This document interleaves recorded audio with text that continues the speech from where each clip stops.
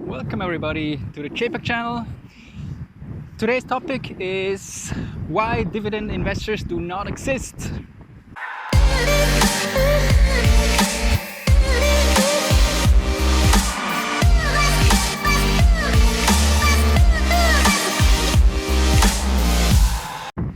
I'm here out in Singapore in the green, as you can see. Let me show you around.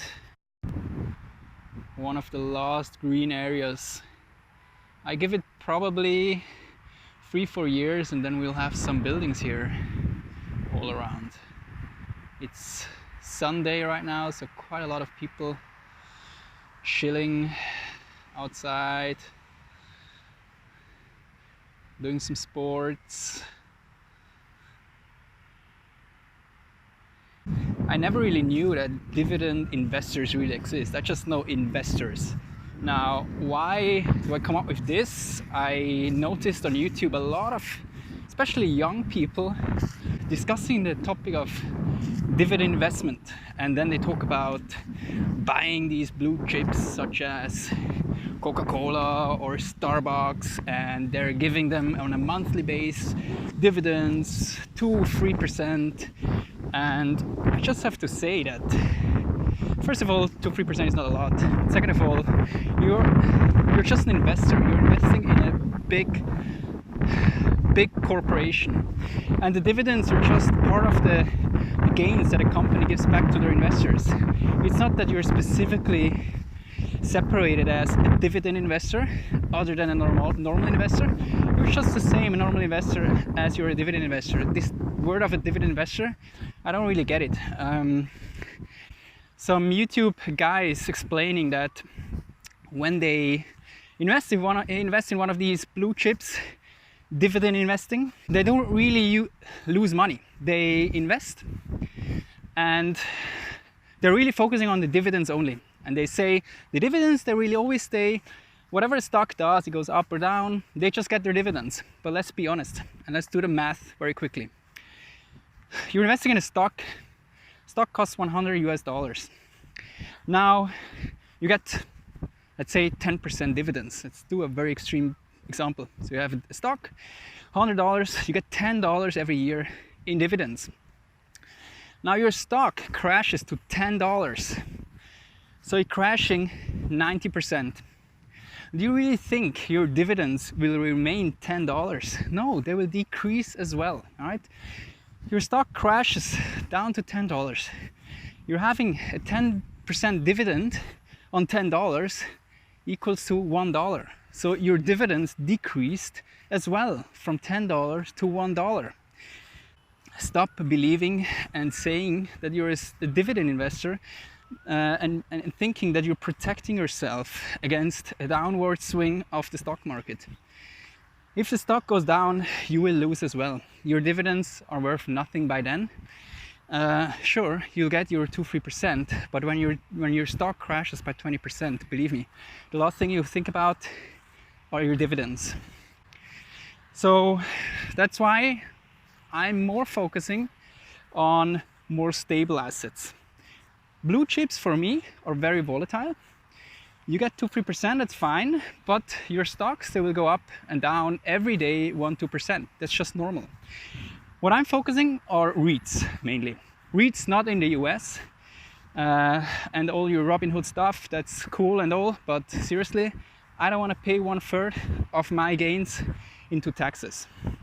And Robinhood only makes you invest or allows you to invest in the US.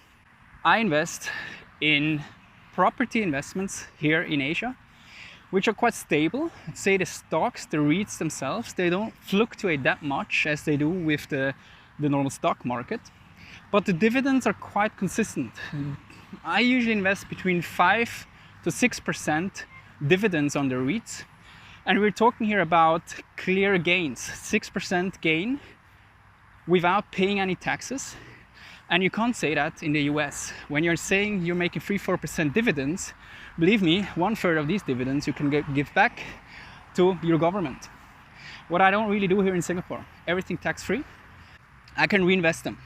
So while you are spending 1/3 of your gains back to your government, I'm taking your third reinvesting them here in Singapore, and believe me, over the next 5, 10, 20 years, it will be a substantial increase of my gains compared to what you do in your home market.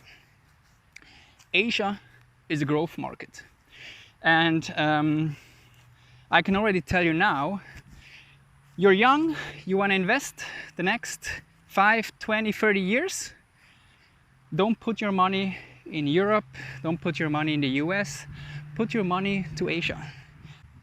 This means China, we're talking about APAC in general, Taiwan, we're talking about Indonesia, Singapore, Hong Kong, even though in Hong Kong we have some issues right now, but I believe in the midterm things will be fixed.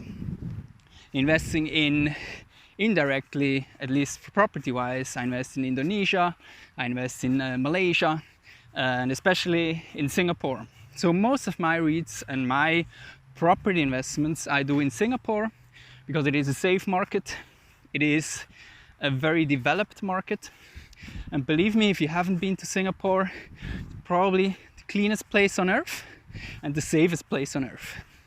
So now the question is, you're holding these stocks forever, kind of, even though they drop 30, 50%.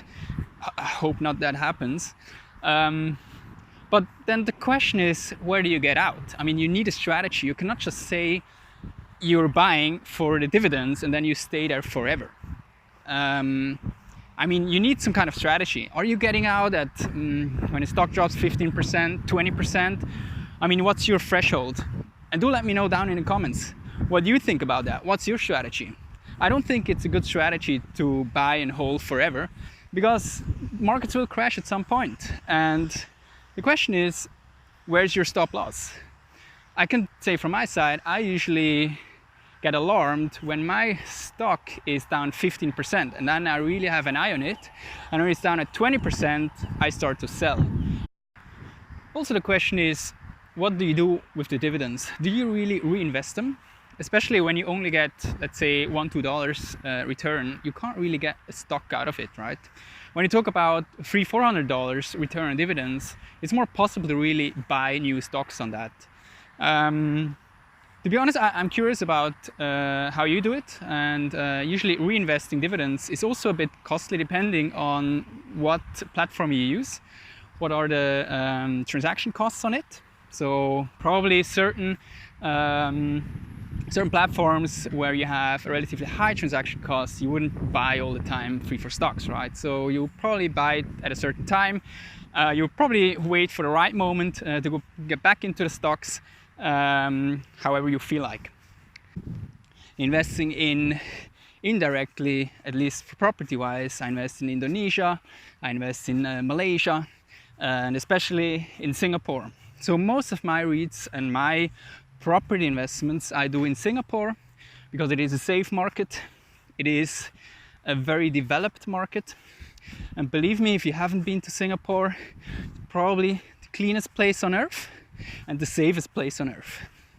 I think I'll do another video on that, more on why I live in Singapore and why I moved from Switzerland over to Singapore and all the benefits I have here, but maybe also some downsides. I probably discussed in another video. Good. So just to summarize this, when you talk about dividend investor, you're not really a dividend investor, you're just an investor. And the risk you put yourself in is really the companies you invest in. So when your investments lose money and when they decline, also your dividends will decline. And 3% on a $100 stock is less than 3% on a $50 stock. So be aware of this. Look at the history data, analyze your stock beforehand, and make sure that you're taking the risk of losing the stock, the value of the stock, and with that having less dividends. I will talk more about REITs. I will go into more detail on that, and especially how you can invest in Singapore and how you can invest in REITs here in APAC. Because believe me or not, here you don't pay tax. I think I said that like 100 times. But in the long run, this has a big impact on your assets. So have a nice evening, and give me a thumbs up. Give me any comments you have, any questions you have. Leave it down below the comments, and see you next time. Bye guys.